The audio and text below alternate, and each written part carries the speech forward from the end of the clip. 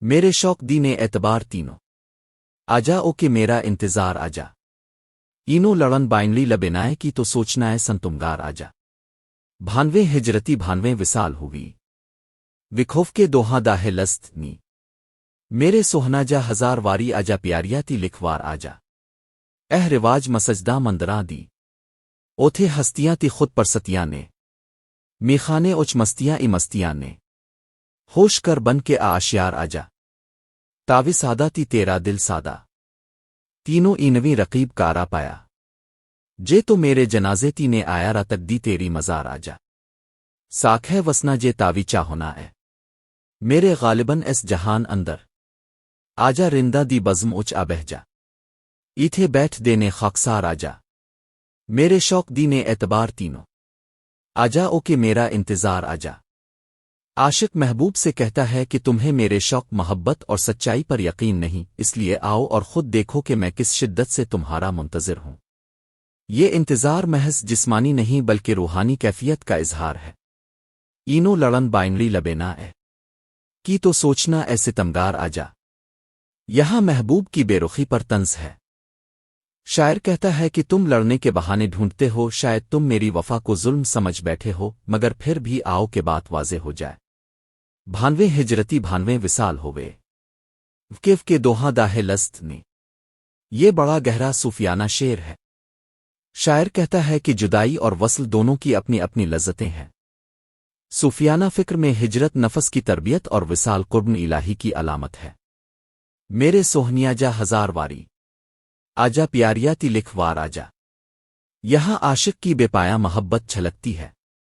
وہ ایک نہیں بلکہ ہزار بار آنے کی دعوت دیتا ہے، کیونکہ عشق میں گنتی شرط اور حساب نہیں ہوتا۔ رواج مسجدہ مندراں دی اوتھے ہستیاں تی خود پرستیاں نے، یہ شعر رسمی مذہب پر تنقید ہے۔ شاعر کہتا ہے کہ مسجدوں اور مندروں میں اکثر انا اور خود پرستی کا راج ہے، جہاں روحانیت کم اور ظاہر زیادہ رہ گیا ہے۔ میخانے وچ مستیاں ای مستیاں نے، ہوش کر بن کے ہوشیار آجا۔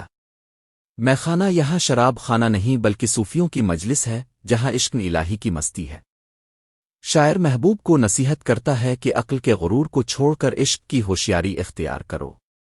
تو سادہ تی تیرا دل سادہ، تینوں اینویں رقیب کارا پایا۔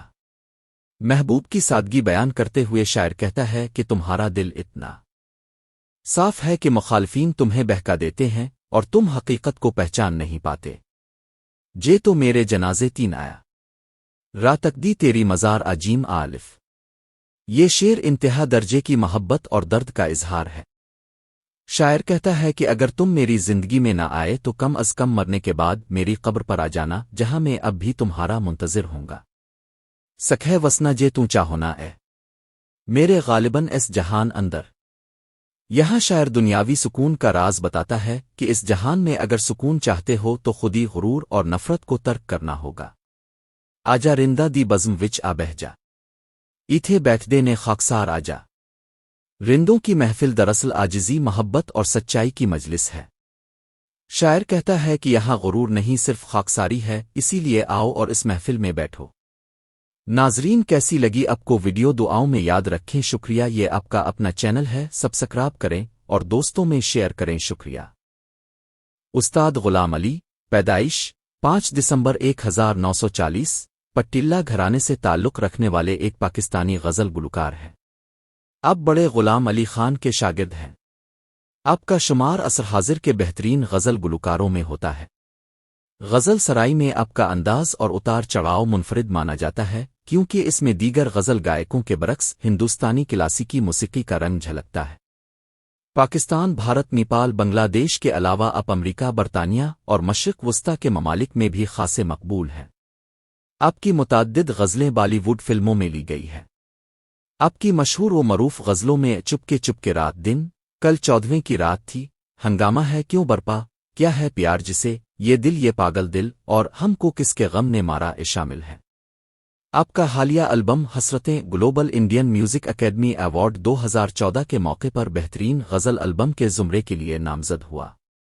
غلام علی نے 1960 میں ریڈیو پاکستان لاہور کے لیے گانے کا آغاز کیا، ساتھ ساتھ انہوں نے اپنی غزلوں کی دھنیں بھی ترتیب دیں۔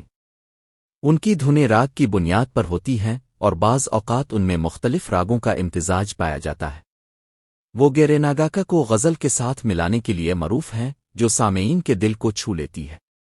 انہوں نے پنجابی گیت بھی عمدہ گائے ہیں جنہیں خاصی شہرت حاصل ہوئی ہے۔ پاکستان سے تعلق رکھنے کے باوجود وہ بھارت میں بھی اسی طرح مقبول ہیں۔ وہ آشا بھوسلے کے ساتھ ایک مشترکہ البم بھی کر چکے ہیں۔ غلام علی بی آر چوپڑا کی فلم نکاح 1982 میں حسرت موہنی کی مشہور غزل چپ کے رات دن گانے کے ذریعے بھارتی سنیما میں متعارف ہوئے۔ ان کی دیگر مشہور غزلوں میں ہنگامہ ہے، کیوں برپا اور آوارگی شامل ہیں۔ مسرور انور کی لکھی ہوئی غزل ہم کو کس کے غم نے مارا اے غلام علی کی گائی ہوئی بہترین غزلوں میں شمار ہوتی ہے۔ انہوں نے مشہور شاعروں کی غزلیں گانے کو ترجیح دی ہے۔ غلام علی نے نیپال کے معروف گلوکار نارائن گوپال اور موسیقار دیپک جنگم کے ساتھ بعض نیپالی غزلیں بھی گائی ہیں۔ استاد غلام علی کا اپنا مقام ہے غزل گوئی میں، اس کا کوئی ثانی نہیں۔ کیسی لگی آپ کو آج کی ویڈیو؟ چینل کو سبسکرائب کریں اور دوستوں میں شیئر کریں۔ شکریہ، اللہ نگہبان۔